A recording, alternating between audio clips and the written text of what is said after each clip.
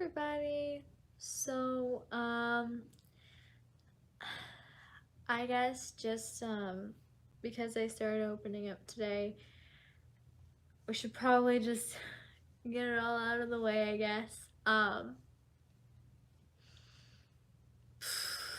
Yeah. So, as far as things that have happened to me, it's not pretty. There's a lot of worse things that could have happened to me, but some of the worst of it is um, when I was a kid, there was a time when timeout meant um, putting little 8-year-old me in a dark closet and locking me there while I sobbed. And as a child who's afraid of the dark, that's kind of really not okay. I don't personally think timeout is a bad thing, but I don't think you should lock little children in dark closets. Um, as I've said before on other platforms and whatnot, I love my parents. There's no perfect parent. Um, I thank them for everything that they've ever done for me. I'll always love them. I'll always call them family. I will always pray for them. But that doesn't mean that stuff didn't happen. When I was 12 or 13, my mom was going through some stuff. So, unfortunately, she was in a place where she just decided that she wasn't going to make dinner anymore. So, she said, if you want to make dinner, you make it yourself. So me and my younger brothers, we had to make dinners for the entire family.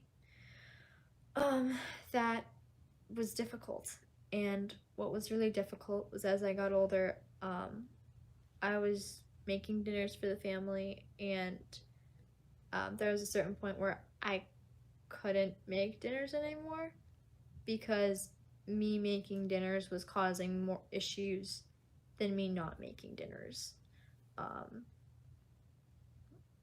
I don't know if I should elaborate on that or not, but it's unfortunate. It's really unfortunate the way that things happened. And as far as things happening with other people, I was that girl that always wanted to make everybody happy. So I was really submissive, and I got in the middle a lot. I was a kid. I didn't realize just what getting in the middle meant. And so I ended up in the middle of a lot of conversations that as a child you really shouldn't be engaging in. It was adult things that it wasn't for me to get in the middle of. But I did because I wanted everyone to be happy. I wanted family to come together. And so because of that, when you get in the middle, sometimes you get hurt. Sometimes you get the crossfire. I remember when I was trying to bring my grandfather and my father together after they had gotten into a really, really big falling out, where my grandfather, unfortunately, I pray for him because I don't know. I basically say when I lost my grandmother, I lost my grandfather too, because after she died, he turned into a completely different person. And unfortunately, it's like my grandfather, you know, when you lose someone that you've been with for, I think they were together for 46 years, that's obviously not something that's easy, but it was really difficult for me because he basically just turned into a different person. And the lying and whatnot that happened was just really unfortunate. I'm the kind of person that I love someone no matter what, or at least, yeah, I try to love everybody. I really do. Even if I can't be in your life because of your decisions or whatever, even if I don't agree with your decisions, that doesn't mean that I don't like you. It doesn't mean that. So that's what's really hard for me.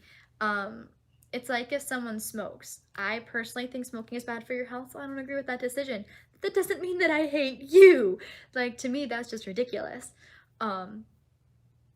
So it was really hard when behind my back. My grandfather kept telling me, oh, I'm never gonna get married again or anything. I don't want anything to do with dating or anything. And yet, lo and behold, he was dating and actually engaged behind my back. I had no knowledge of it. And I was the kind of person that all he had to have said was, you know, hey, I found someone and I'm, you know, whatever. That's all he needed to say, and I would have been supportive and happy for him. But instead, he lied. And I remember it was around my birthday, and he was just like, oh, I have stuff to do at the house. So instead of us going and hanging out to go get your birthday present, he said, okay, if I just give you cash? I didn't care if he gave me cash or nothing. What I cared about was actually hanging out with him. But instead of saying that he had a date, he flat out lied to me and said that he had housework to do. That broke my heart. And there's a lot of other stuff that happened that just messes with your head. That just really messes with your head. It's just really hard to say on camera, but he then later I don't know exactly when, but he actually desecrated my grandmother's grave, and that to me was really like, why on earth and how on earth could you ever do something like that? That hurt me so much. I didn't even know what to say. I didn't know what to do. To say the least, my grandfather's no longer in my life. There are things in this world I will never understand why certain people do what they do. And I don't know what else to say other than I don't know why certain people do things that they do. And it's just really hard. And I know for me, for a really long time, I was a submissive person because, and even to this day, I struggle with it because for so long, there was really high expectations in my life. Even though people are like, oh no, we didn't put high expectations on you or whatever, you put them on yourself. But I was a kid and I didn't know what else to do, and there were people around me that did have high expectations for me. So as a kid, I came home crying when I made the honor roll, not distinguished honor roll. You know, I was that girl that I wanted to be different. I wanted to find my own voice, but I didn't know how to. So it was definitely difficult. And so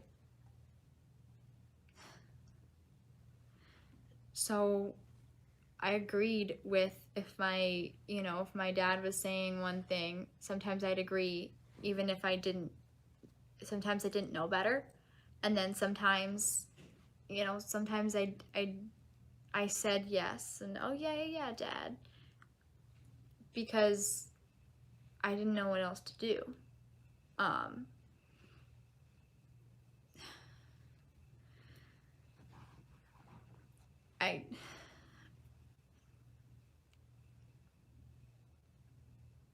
To say the least, that was, when I was young, my dad was a very smart person. So, he is a very smart person. So, what he said was awesome. And I just listened to my dad. And, when I was young, even to this day, I'm a Roman Catholic, so I went to church and I heard one thing, and then when we go home, my dad would actually be like, well, I believe this and this, and so it'd be really sometimes different. And so who do I believe? I believed my dad because he was my dad, and I listened to my dad. But then as I got older and I got more educated and I actually looked things up myself and whatnot, he would say something and be like, actually, I believe something else. So that was, I think, a big reason why I started to grow further from my father. And it was definitely difficult my senior year when my my mom got into a car crash, and that had happened, and before that my parents had gone on a cruise, so I was alone with my brothers that whole the whole week that they were on the cruise. You know what? Like I was 18 and everything, that was fine, but that I was with my brothers that whole week, so that was, even though it was fine, it was still kind of tough. And then my mom got in a car accident, and so I was actually having to, I had an internship at the time, and so I would have to leave my internship early to take my mom to doctor's appointments and stuff. And then while my parents were away, I had, and what is it? No, I wouldn't. I wouldn't. And then there was something that had happened with someone. I personally had said something that wasn't necessary. I had written an email that was okay, but not okay. I was very upset about something, and someone called me up, and they told me basically that I was uneducated in my faith and X, Y, and Z, and that basically telling me that if it was really difficult for me because they basically made me feel like wanting to share my faith with other people, that because I wasn't doing it the traditional way, that I was basically just completely wrong, and the way they said it made me feel like the lowest of low. I broke down crying. Like I was like basically yelled at. Luckily it was lunchtime at my internship, so I was by myself. Yeah, that was another fun thing, is that I was actually eating lunch by myself for most of my senior year because I couldn't find a lunch table where I fit in. So I started eating lunch at my internship. But the thing was, then you couldn't have students in the faculty lounge, so I was eating lunch by myself. But it gave me time to do me stuff, I guess. But so that's how I was able to get that phone call during the day, and I was crying so hard that and I was just such a wreck that my the person I was interning with, she just sent me home. She was just like, you just go take care of you, girl. And I remember crying for a good 4 hours that day. I was like, why on earth would God put me where I am? Because I was in a position where I knew more about my faith than people who only showed up to church on Sundays, per se, but I was basically I felt like an ignorant fool compared to some of the people that were like really, really knowledgeable. And so I didn't really know where I stood. I felt so out of place, and I'd never fit in anywhere. So to be in a position where I didn't quite fit in with the secular kids, I don't want to say secular kids. That sounds so like judgmental, but like I didn't fit in with like quote unquote normal kids, but I didn't fit in with the quote unquote like really religious kids either. So it was really hard for me to find where I stood. I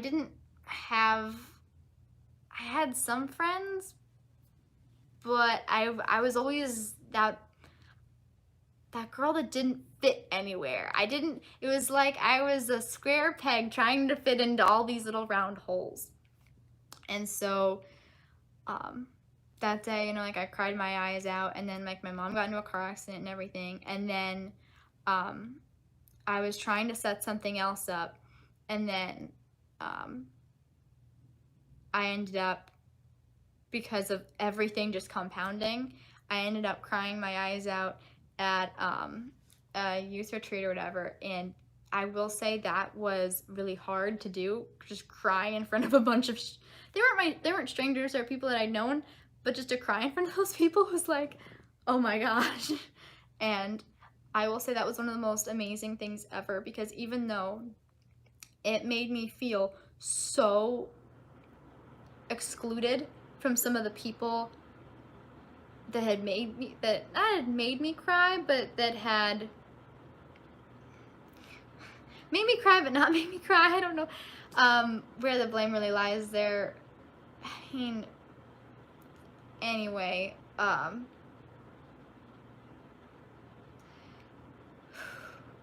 what it showed me is that there are good people out there, and that some of the people that I wouldn't have thought, I knew people were good, but I didn't know people were that good. That there are people who just rallied around me, and they're like, it's okay. If you need to cry, you cry or whatever. And we're here for you. And I'd never had that before. So that was like really, really beautiful.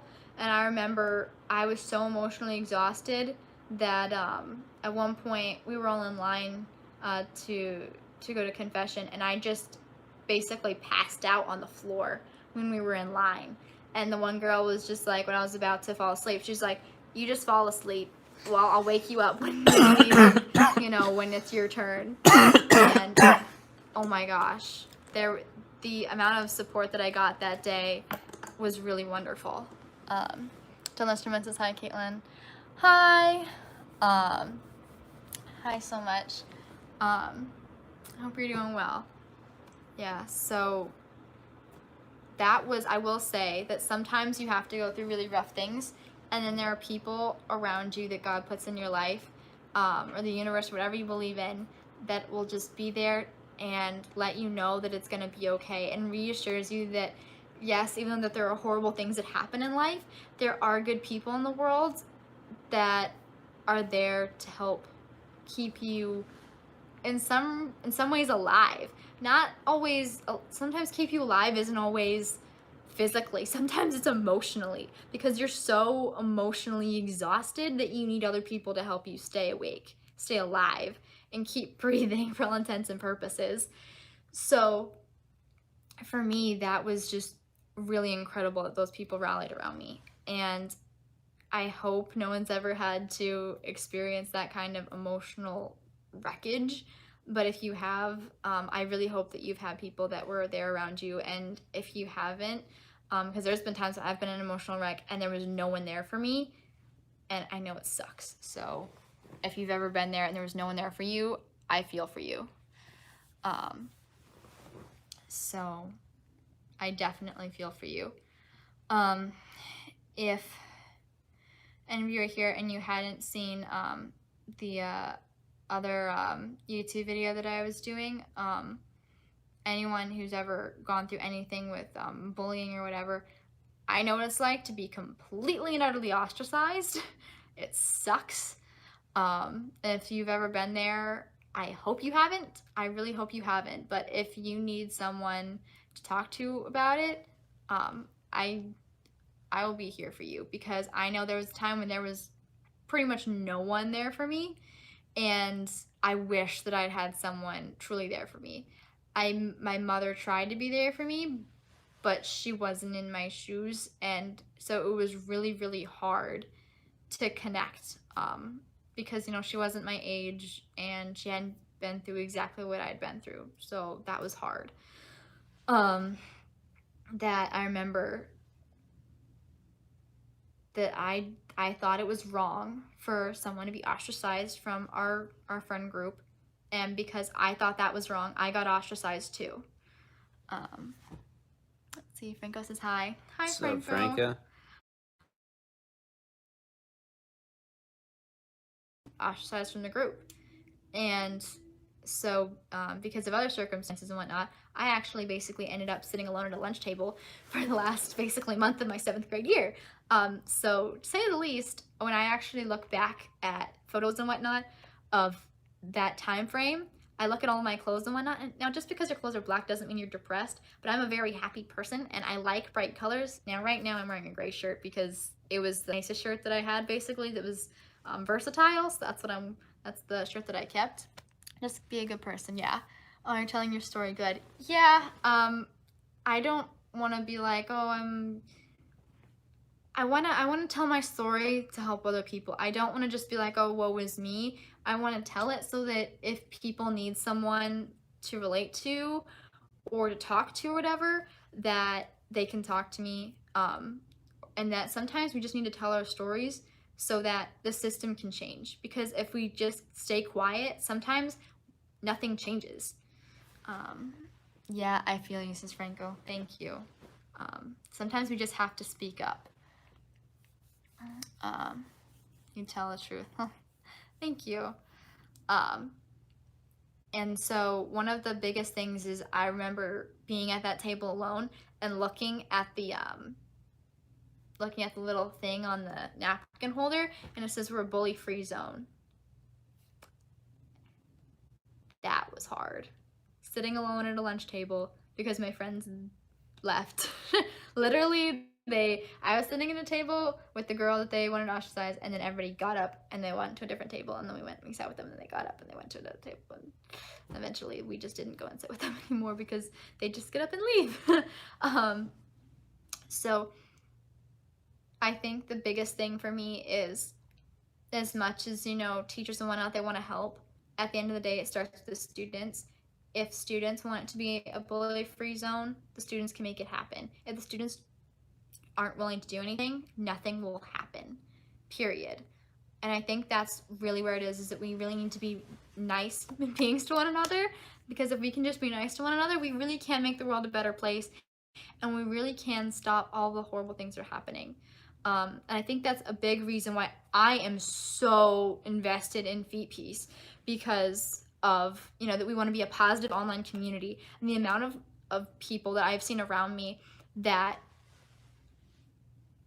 online, you know, cyberbullying and whatnot has just really truly hurt them so badly, because they just, oh, it's another side of a screen. And so people will say whatever they want to say, and they will say horrible, mean things. And so for me, I'm the kind of person that, because I have seen the damage that it can do to other people, that's why for the longest time I stayed off of social media myself, because I knew just how much damage I had seen it do to other people. But now, because I ended up with Jim and he's all into social media, I'm like, you know what? If this is your thing, then I'm going to do everything that I can to help make this a better thing too. It's really near and dear to my heart. I know people that have, you know, they've cut or whatever, and it breaks my heart. It really, really breaks my heart. I know a very close friend of mine, unfortunately, we are no longer in contact because she moved, but if I can get back in contact with her, oh my gosh, that'd be amazing. But she used to write our names on her wrist so that she wouldn't cut anymore. And so, hi people. Hey there, hello, hope you guys are doing well. Tico says hi. He says Tito, hi to you. Tito. I'm sorry. I'm sorry. But so that's why, for me, it's close to my heart. I had, there was one girl I was in contact with at one point that, you know, it was people at school and, you know, stuff online and whatnot. She was ready to go find some pills to overdose on. So for me, like, bullying is just so near and dear to my heart, and being nice to other people is so near and dear to my heart, because I've seen the damage it can do to other people. And so it's so close to my heart. Positivity, good community, and so Feet Peace, that's why I'm so big on it, and because it's necessary. You know, we say we are the most positive, I'm losing my community words. Throughout social media. And that is what we need, because everybody's on, not everybody, but a lot of people are on social media nowadays, and we need to make it a good place for people, because it's not okay to say mean things just because someone's on another side of the screen. We need to be nice to people. And so that's why I'm telling my story, because there are people who they're on social media and they have nobody, and all they need is just somebody, because at home maybe they don't have anybody to talk to. And I know me, even though my parents were always just like, oh, you can come and talk to us about anything, you know, sometimes you don't feel comfortable talking about stuff with your parents, or you try to talk with your parents but they just don't understand or anything like that, and it's hard.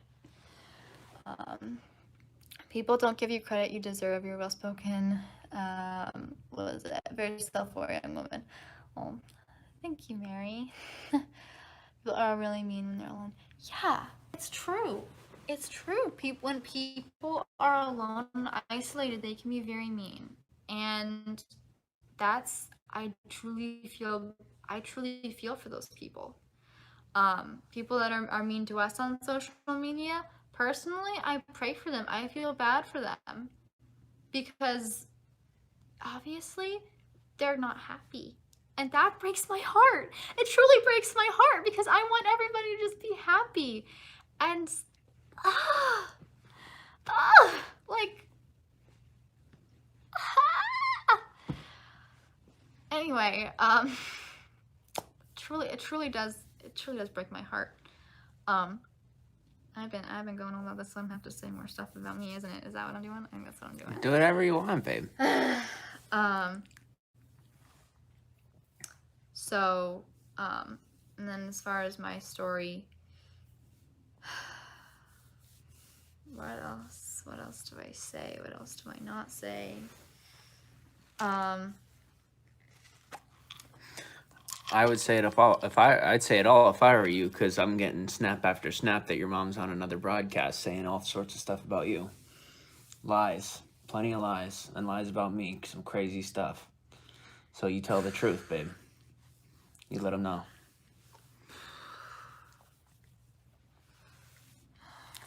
It's taken over. Oh. Yeah.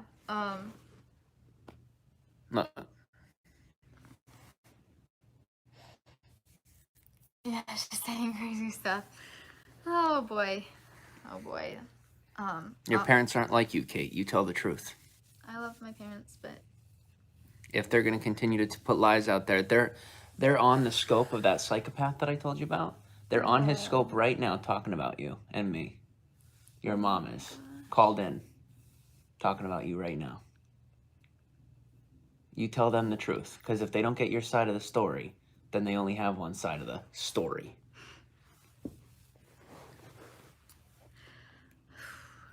The really hard part, was when I started to make my own choices, I guess you could say, and say really what I wanted to do with my life instead of just like the cookie cutter things to do with my life. And because I realized I didn't think I really wanted to be a teacher anymore, because I was going through the education courses, and I realized I wasn't going to have the freedom to truly teach kids the way that I wanted to teach them. I was going to have to teach to a test, and I didn't want to teach to a test. I wanted to teach to a child and their individual actual needs, and I wasn't going to be able to do that. So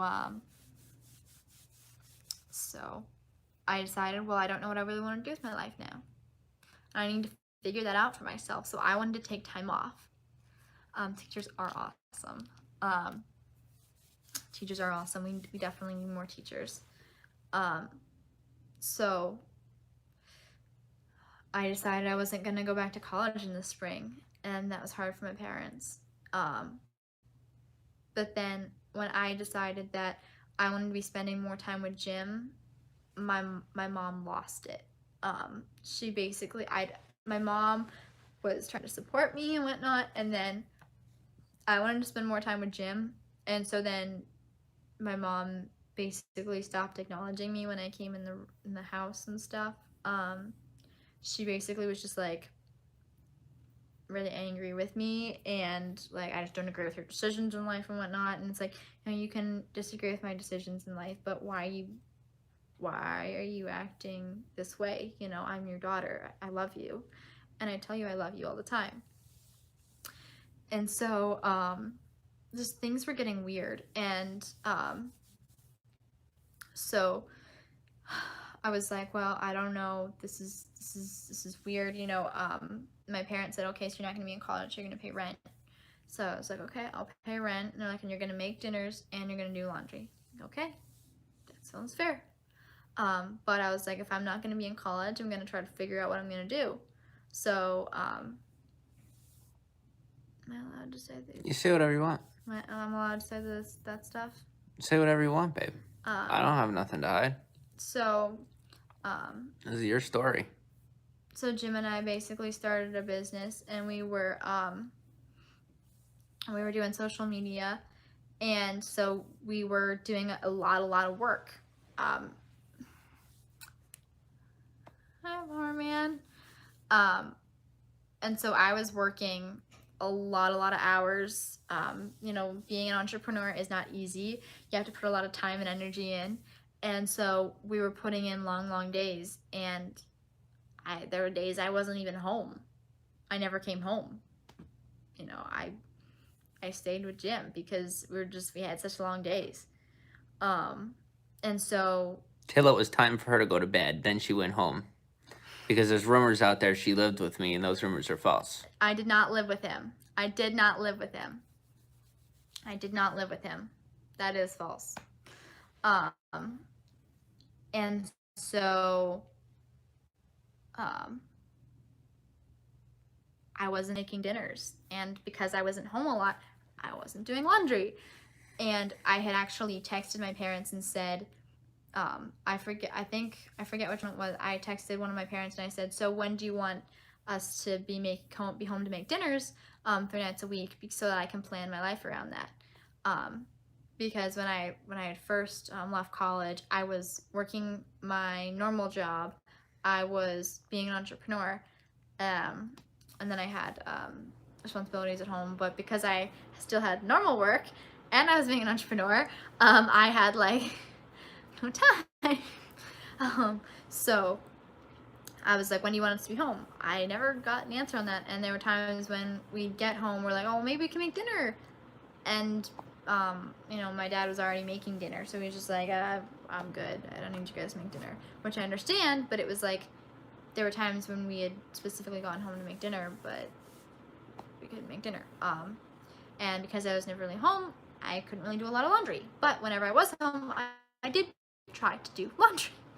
And so then I realized that things were just not going well at home, because my parents, they were just like, well, you're not trying to do your fair share of things at home. We just don't understand. But I was just, it was really unfortunate, because my parents had been, you know, pretty lenient with me when I was in college. But the second I left college and was trying to be an entrepreneur, they were like really upset with me. Like, why is I left college, but it wasn't like I'm just gonna leave college and then I'm just gonna be like, I'm just gonna watch movies all day and everything. Like, no, I wasn't watching movies all day. I wasn't just going to the park and being like, oh, let's just have a good time today. I was just gonna go out and get ice cream at gym and yay. No, like, I was working. I was working a normal job, and then I was actually being an entrepreneur and doing that work. And so I was working. I wasn't just doing nothing. I was actually trying to figure out my life and saying, hey, maybe I can be an entrepreneur. Maybe we do this. And so it was just like the second that I left college, suddenly things weren't okay. And that was hard. And I understand, you know, parents get concerned when you leave college. But the way that I presented it to my parents was, it wasn't that I was personally leaving college forever. It was just, I needed to figure out what I wanted to do with my life. And so that was really difficult. And I thought, well, maybe I need to move out, because things were not going well at home.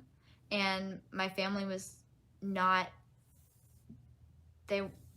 because I was never home, they felt very disconnected from me, and I felt very disconnected from them. And so I was like, okay, well, maybe I should just move out. And so at one point, I just decided, oh, I'm gonna just move out. And then I was like, no, that's a bad idea. So I came back home. It was like a freak out for 24 hours. It wasn't even 24 hours. Then I came back home, right? And then time progressed, and things got, you know, not good again. And they got worse, and they got worse, and they got worse. So then I was just like, you know what? I'm gonna go live I was gonna go live with someone. It wasn't Jim, and that is the biggest lie ever. I was not going to live with Jim. I went to go live with someone else. I literally did go live with someone else. And my family was just like, whoa, I thought you said you weren't gonna move out. And I was not going to move out. But then because of the way that my parents are acting, I was like, yeah, I am gonna move out, because obviously me being in this house is not working for you guys. You guys aren't really supporting my decisions, and okay, you're free to do that. So I was like, you know what, okay, I'll move out. And that clearly upset them. But sometimes a girl's gotta do what a girl's gotta do when she's asserting her independence. And so that's what I did. And I packed my stuff up into a bag. Well, there's more to the story, actually. I told my parents that I was going to be moving out. I was going to go live with this person. And then I told them I was going to go meet with this person and, talk to them. And then I was going to be back later that night. And then I was told it was a 10 o'clock curfew. I was like, okay. So I went and I, hung out with this person, made sure everything was fine. And then I came back to my house and the door was locked. And that was weird. I was like, okay, the door's locked, weird. So then I knock on the door because the lights are on in the living room. There's people in the living room, right? Knock on the door. Nobody answers the door. I go get my key and I unlock the door and I come inside. Okay, that was weird. So I go upstairs and I was like, that was really stinking weird. And so then I was just like, I was sketched out. So I put my clothes and some stuff in a duffel bag. And I was like, okay, this is just strange. So I put stuff in a duffel bag because I just was sketched out. And that night, when I left, I was just like, I told my mom, I was like, love you, Mom. I was like, she didn't respond. She was in the living room. I was like, well, maybe she just didn't hear me. So I say again, love you, Mom. She didn't acknowledge me. That hurt a lot. And so then I left. And then when I came back later to get, and of course when I came to the house, it was before the 10 p.m. curfew. It was like 15 minutes past 9 is when I came to the house. So I was perfectly on curfew. And so then when I came back later, a different day to get the rest of my stuff that I needed, specifically my mail, I came to the house and the locks were changed. I tried knocking the door, no one answered, so then I tried to use my key. And I couldn't use my key because the locks were changed. I saw that it was a little weird around the handle, but I thought nothing of it until my key didn't work. And then I ran to the back door. My key didn't work on the back door either. And so I was specifically told that my brothers were not allowed to talk to me. And they were not allowed to let me in the house. I had told my parents that I was moving out, moving in with a person that they knew. And so then they take that as, let's change the locks on our beloved daughter. I love my parents. I will always love my parents. I will always pray for them. Always. And I forgive them for what they put me through, because I know that they're probably grieving too. But that broke my heart. That really broke my heart. That they changed the locks on me. I'm smiling because that's something that I don't know if I've truly fully worked through that yet or not. And it's kind of like a nervous thing. Like, I can't believe like that someone would do that.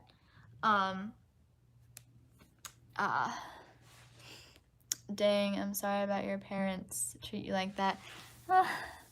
Yeah, well, thank you, Franco. Don't know how to handle it. Yeah. Lots of hugs, Kate. Oh, thank you, Sheila.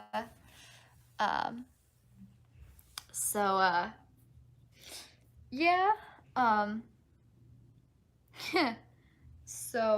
And then my parents were convinced that I was living with Jim, which I wasn't. I was living with someone else. legit was living with someone else. And they thought that I was living with Jim so firmly that they called his landlord and tried to get him evicted because I was staying with him. I was living with him. Complete lie. It was not true. And so they tried to get him evicted. And the really sad thing is at that point they had changed the locks on me and whatnot. And they did say that I could come back if they were home. But at that point, I was like, if you're willing to change the locks on me and not let me speak to my own brothers, I don't know what to do with that. So, yeah, that was difficult. So when you really think about it, at that point, my parents had tried to get Jim evicted, and I was not living with him. I was living with another person. I was living with a friend. And when you truly think about it, they were trying to get him evicted. If I had, no, I was not. I was living with a friend. But if I had been living with him and they had got him evicted, because if I was living with him, then he could have actually gotten evicted. He probably would have gotten evicted if I was actually living with him. Thankfully, I was not. And he would have gotten evicted because of that. What would have happened? We both would have had nowhere to go, right? I would have been out on the street with him. My parents were willing to do that to me. That, when I finally realized that, my mind was blown. I was like, would my own parents really do that to me? Thank you for sharing your story. It will truly help lots of people. Thank you, Josh.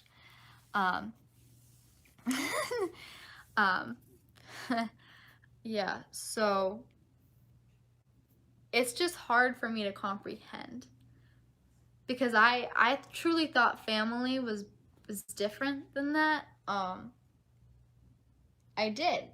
I thought, me removing myself from my family's household, if they didn't want me around, okay, then I'll go somewhere else, right?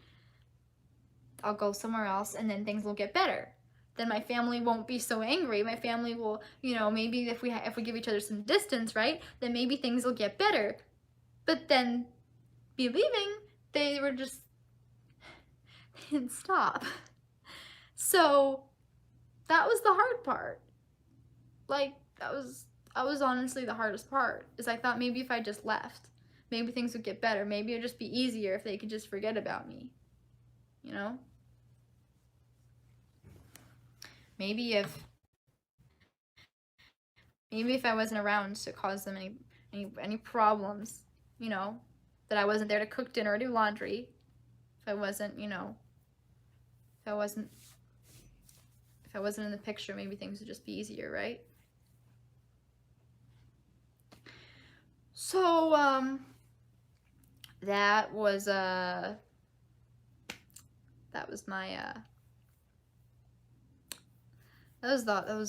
that was not easy. And what also wasn't easy was I don't even know what I've said and what I haven't said at this point. I'm sorry. I honestly don't know what I've said and what I've not said. Let's see. Frank has a great story. Kate. Why do you think it's a good story? Yeah. Just live life and have fun on your trip, but Jimmy, don't let these things stress you out. Yeah. We're gonna have a good time in Savannah tomorrow. We had a good time in Charleston. And yeah, we had a really good time in Charleston. We had a really awesome time in Charleston. I really enjoyed Charleston. We're gonna have a good time in Savannah too. Try to find yourself now that you are out in the world. Yeah, that's what I'm trying to do. I'm trying to really figure out my own life, because I was in such a little bubble, basically, and I was in an environment with very strong opinions, very, very strong opinions that I was very submissive. So even though I tried to be my own person, it was hard to be. It was hard to be my own person. And so being out in the real world, it's definitely interesting. I'm really figuring out what I'm good at and what I'm not good at. Thanks for sharing. Hey, you'll help a lot. Sharing can help a lot of people. Thank you, Heidi. Thank you. So, yeah. I don't know what else to say. Whatever you want to say, babe. Whatever you want to share. I could tell you got more on your mind. You're just afraid to share it. They can't hurt you, babe. I promise you that. I won't let them hurt you. They will not come anywhere near you.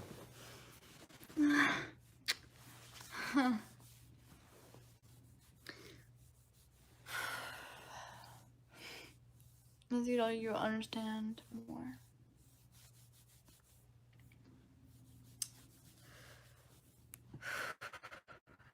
Yeah.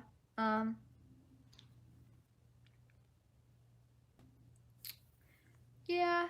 So,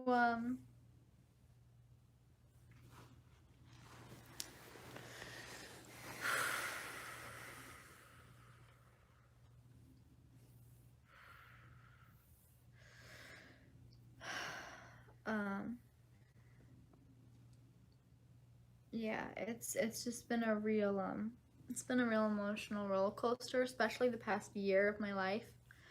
And so what's been really hard lately is I feel like I've just been crying a lot.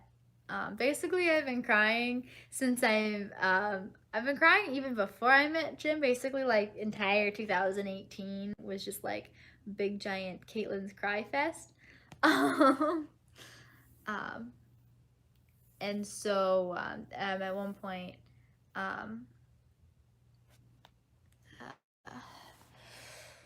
you'd be surprised how it is kind of easier sometimes to open up to strangers. The best therapy. Yeah, it's kind of weird, isn't it? Yeah, it's kind of weird. Yeah, there was a lot of family stuff that I had no one to talk about. I like there were people who were there for me, but like they didn't truly get it or anything. And then I was able to talk to Jim about it, and it was really nice because my family, my mom is into therapists, my dad is very anti-therapist. So I was very anti-therapist because I always kind of went along with what my dad did and said. I definitely struggle with codependence. Wow, you just said that out loud. I can't believe I said it. I am so proud of you. I can't believe I said that out loud. I am so proud of you, babe. I am so proud of you. What a leap. Oh my gosh, you just said that. I said that. Holy crap. And I remember when when Jim first told me I was codependent, I said there's no way. There's no way. Okay, you're doing a great job. Oh. Thank you, Bradley. So it was definitely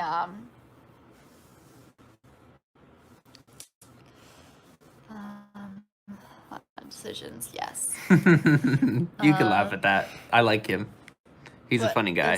That's Bill, $5 Bill Murray. Jimmy, tell him you don't want to walk everywhere. That's funny. Hi, Bruce. Peace for life. When Jim told me I was codependent, I said, what? Even my mom, she said, yeah. And I was like, I'm not codependent. There's no way.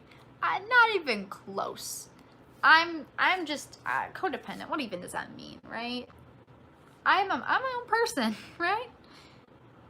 And then I looked it up, what the symptoms of codependency are, and what it looks like.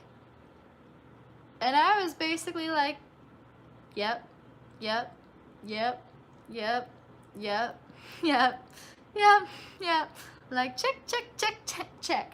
And I went, oh my gosh.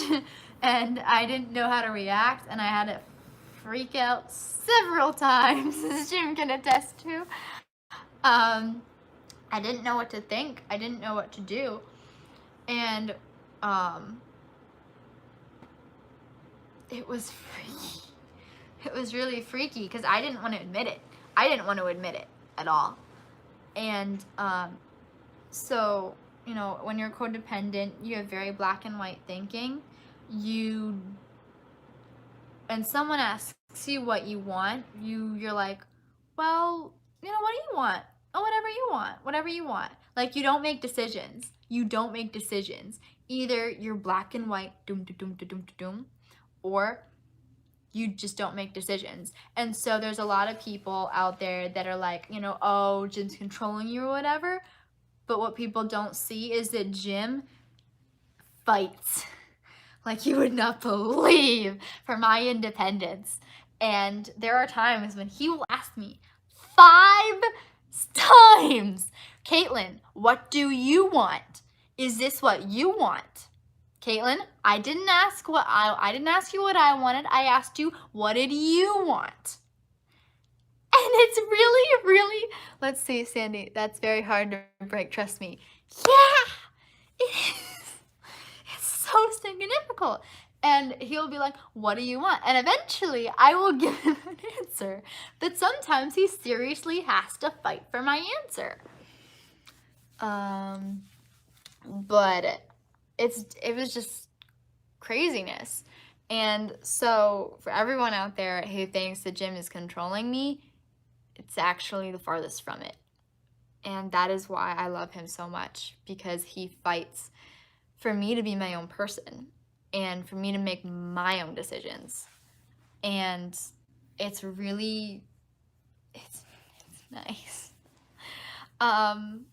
Because my parents had told me before that I was, what was the word? Like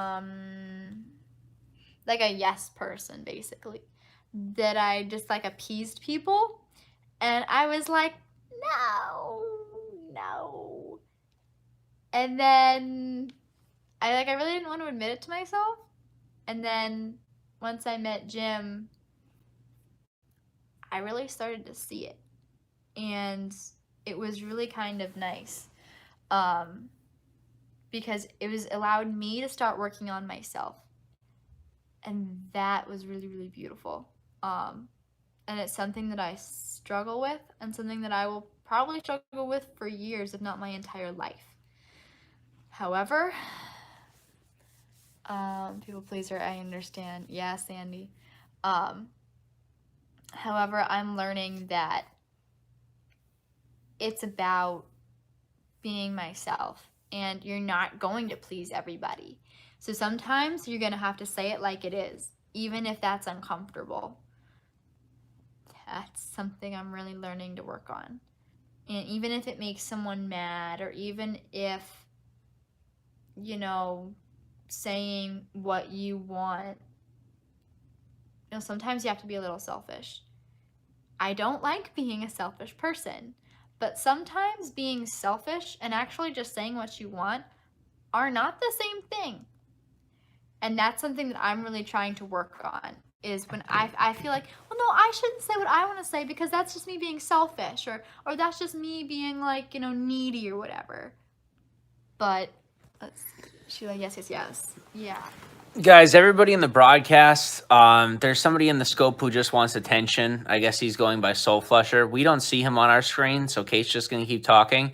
If you see somebody that you don't want on screen, just report them as a broadcaster or whatever. I don't know how it works. Just report them. There's nothing we could do about it. So, sorry. Just keep talking, Kate. Yeah. So, yeah. So right now I'm working on me. And that's really hard to admit. But I'm working on me.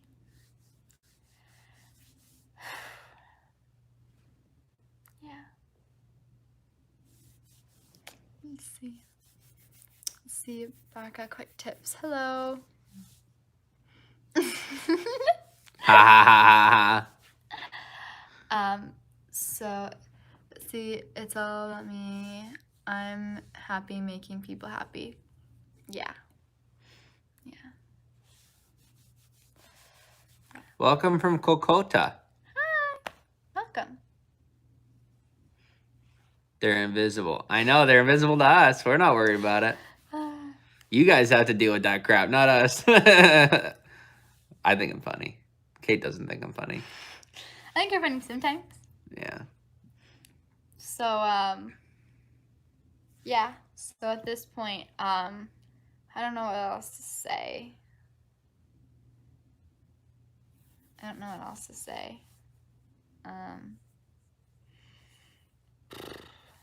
Yeah.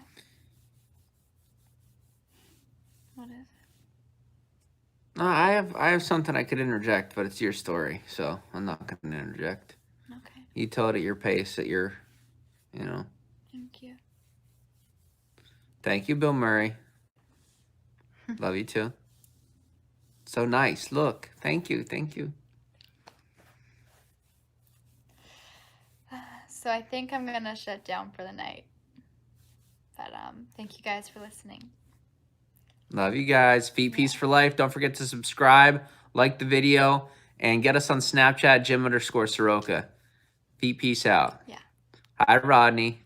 Feet Peace, says Josh Cook. Thank you. All 107 of you, thank you for stopping in. Thank you. Peace, everyone. Same here, definitely. You did good. You got it off your chest, says Vicky. Thank you. Good night, guys. Good night, Bruce.